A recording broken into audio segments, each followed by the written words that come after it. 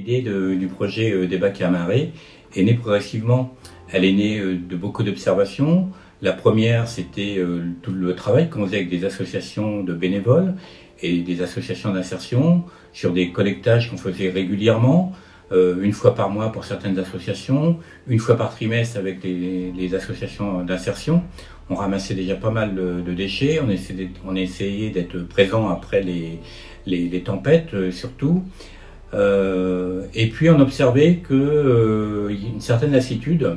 Donc on s'est demandé comment on allait pouvoir un petit peu dépasser ça pour être le plus efficace possible. Et est arrivé les bacs à marée donc dans différents endroits. En Bretagne, on en a vu, à l'île d'Oléron, on en a vu à Fouras. Et ces bacs à marée étaient intéressants, mais ne répondaient pas forcément à ce que nous on souhaitait, c'est-à-dire avoir de la donnée. Donc l'idée des réseaux, ça a été de mettre en place ces bacs à marée. Donc on les a testés pendant une année. Et après ce test, on s'est rendu compte que les bacs à marée avaient ramassé 2 à 3 fois plus de déchets que de tout ce qu'on avait ramassé jusqu'à présent. Donc c'était efficace, efficient. Donc on a proposé aux différentes communes de la Charente-Maritime d'en mettre en place. Et aujourd'hui, on a 17 communes qui sont dans ce réseau, qui collectent, qui ont de 3 à 12 bacs à marée par commune. Et ça permet aujourd'hui d'être encore plus efficace et de ramasser le plus de déchets possible. Alors, les inspirations, on l'a vu, c'est le fait d'avoir observé ce qui se passe ailleurs, ça c'est la première chose.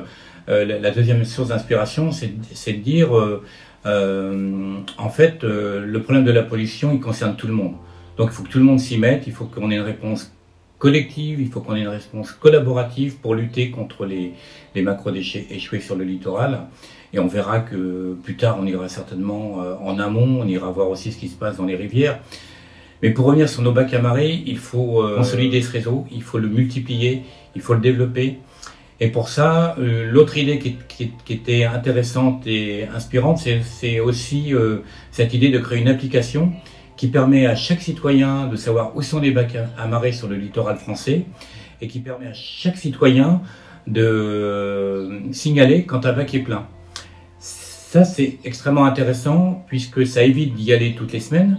Ça nous permet d'y aller juste quand le bac est plein. Donc, d'un point de vue économique, c'est intéressant de faire déplacer une entreprise d'insertion pour un bac plein. Le réseau des bacs à marée, il ne fonctionne que s'il y a un réseau aussi d'entreprises d'insertion derrière. Donc, il y a des collecteurs. Tout l'intérêt du développement, c'est en même temps de créer de l'emploi pour les entreprises d'insertion, donc d'avoir un autofinancement sous forme de prestations. Ça, c'est pour nous une des réponses la plus intéressante qui permet d'avoir une économie de partage, qui permet aux entreprises d'insertion de rendre service à la société. Et ça, c'est vraiment pour nous extrêmement important.